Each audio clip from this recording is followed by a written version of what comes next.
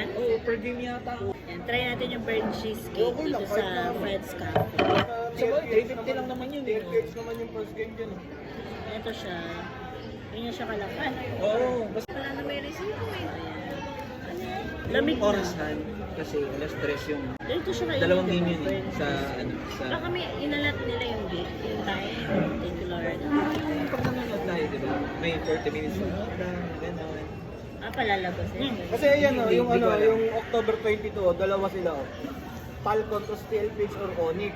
Yung maglalaro sa Usap first sila game. ng Tapos sa ML. second game sa isang bracket, yung TNC tsaka yung Aurora. Ay hindi, yung mananalo yan dito eh. Burger.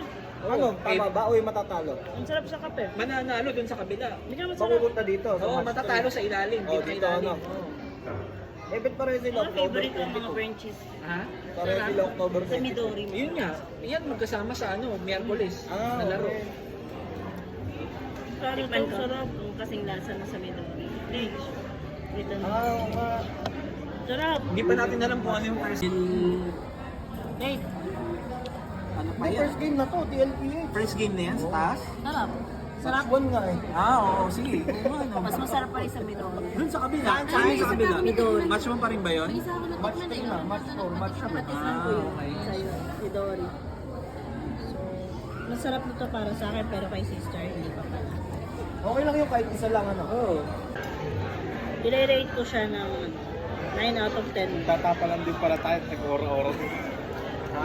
Magtatapalan din pala ka. Oo, nga tayo. Sarap pa naman doon. Dito na, nagtatapalan na yan.